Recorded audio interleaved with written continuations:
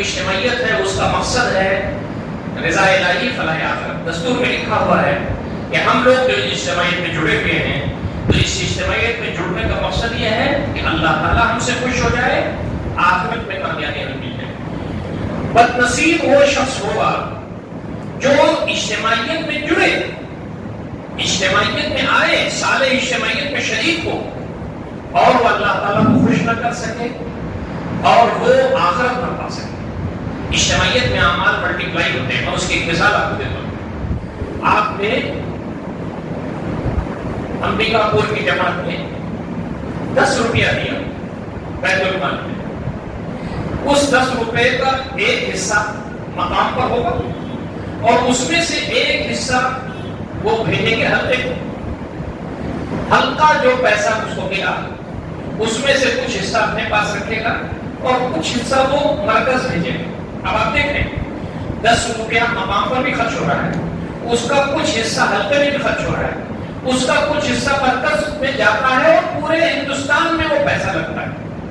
10 روپے کا شیئر پورے ہندوستان میں لگ گیا.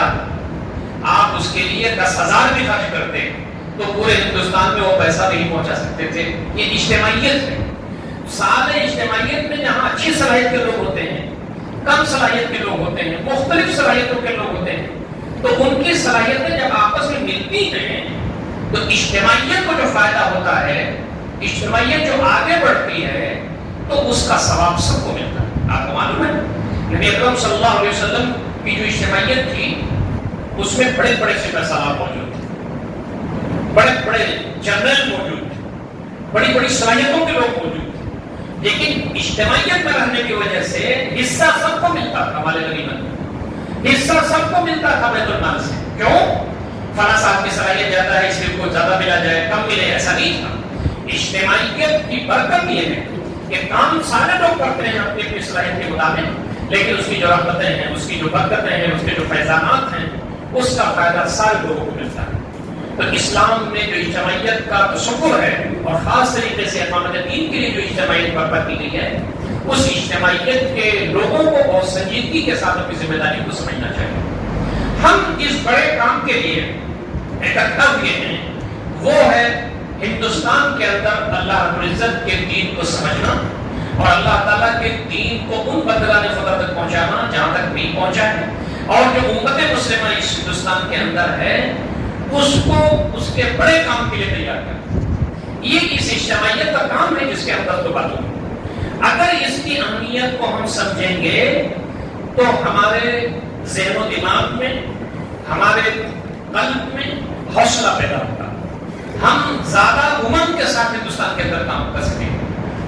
آپ کو اگر یہ معلوم ہو کہ ہمارا جو کام ہے, ہماری جو اجتماعیت ہے جس کے لیے ہم جڑے ہوئے ہیں, وہ غیر معمولی اہمیت کی حامل ہے, وہ اللہ کے نام پر بنی ہے, اس کے رسول کے نام پر بنی ہے صلی اللہ علیہ وسلم, تو ہم تمام کو اسی انداز سے اس کی اہمیت کا احساس ہوگا.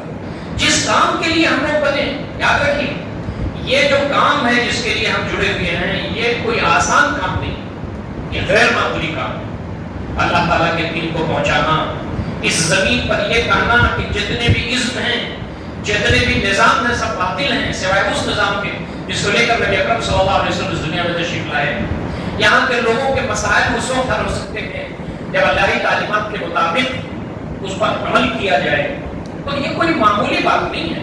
آپ کو معلوم ہے دین اسلام کے خلاف کتنی پریشانیاں اٹھایا ہماری اجتماعیت نے, نہ پیدا ہوا نہ ہے قیامت تک ہوگا. ہمارے دل کے رگوں کی گہرائیوں میں ایمان کا حصہ. آپ صلی اللہ علیہ وسلم صادق تھے, امین تھے, آپ سراپا رحمت للعالمین تھے, ہمارے سلمان کا رحمت للعالمین. لیکن آپ صلی اللہ علیہ وسلم نے جو کام چھیڑا تھا اس کام کی وجہ سے سب دشمن ہو گئے.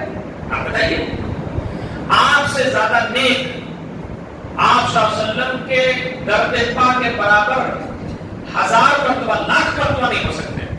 آپ پر ہمارا وجود, ہمارے ماں باپ سب آپ پر قربان. آپ سے زیادہ رحم کرنے والا, آپ سے زیادہ شفیع, آپ سے زیادہ لوگوں کا بے نفاع اور ہو سکتا ہے. لیکن جب اس کام کو لے کر کے اٹھے جس کو لے کر کے ہم اٹھے ہوئے ہیں تو کیا ہوا پھر؟ آپ کے خلاف, آپ کے گھر کو گھیر دیا, کہ نوز باللہ قتل کر دو. اور آپ جب خاک اٹھا کے اور چہروں پر ڈالتے ہوئے نکل گئے اس احساس سے، تو پھر لوگوں نے پیچھا کیا. 3 دن تک آپ کو ڈھونڈتے رہے کافی کہ کہاں ہے، اور نوز باللہ ان کا کام تمام کر دیا گیا. یہ وہی کام ہے ہمارے پاس جو نبی اکرم صلی اللہ علیہ وسلم کا کام تھا، اور وہی اجتماعیت کا جو کام تھا آپ کے صحابہ کا، وہی کام ہم لوگوں کا ہے. ہم اپنی اس اجتماعیت کی قدر کریں اور اس کو سمجھیں. اس لیے پہلا تقاضا ہماری اجتماعیت کا، اس اجتماعیت کا جس سے ہم جڑے ہیں، پہلا تقاضا یہ ہے کہ ہمارا ایمان غیر معمولی ہونا چاہیے. ہمارے اندر اللہ تعالیٰ سے محبت غیر معمولی ہونی چاہیے. نبی اکرم صلی اللہ علیہ وسلم کی محبت ہمارے سینوں میں غیر معمولی ہونی چاہیے. ایک بات یاد رکھیں، اللہ رب العزت کا نام لینے والے بہت سارے گزرے بھیڑ اور بکریوں کی طرح ختم کر دیے. آپ کو معلوم ہے دجلہ اور فرات رنگین ہو گیا. آپ کو معلوم ہے تتاریوں نے، منگولوں نے کیسے اسلام کے ماننے والوں کو تہہ دیر کیا. اللہ رب العزت جو اتنا رحیم و کریم ہے، اس کی مشیت کی ہوئی کہ ختم کر دیے جائیں.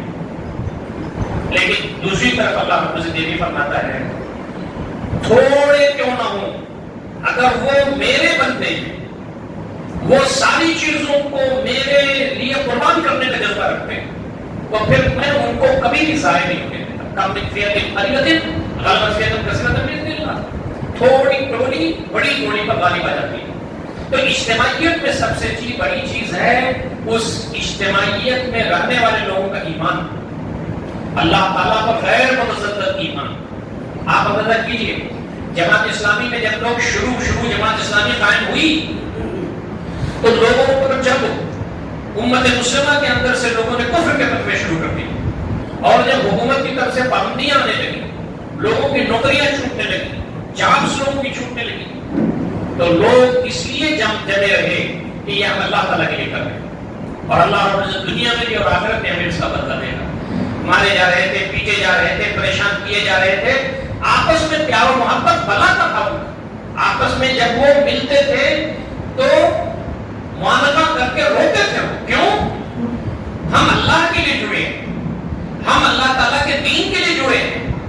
یہ جب ہوگا تو اللہ تعالیٰ کی تعریف نصرت آئے گی، جس کے بارے میں کہا گیا ہے من احب للہ وابغض للہ وعاهد للہ ومنع للہ فقد استكمل الایمان.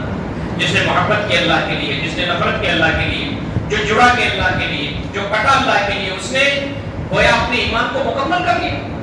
اور محبت کا مطلب یہ ہے کہ اللہ رب العزت پر ایمان ہمارا اتنا زیادہ ہو کہ دنیا کی ساری چیزوں سے زیادہ اللہ رب العزت کو ہم محبوب بنا جائیں.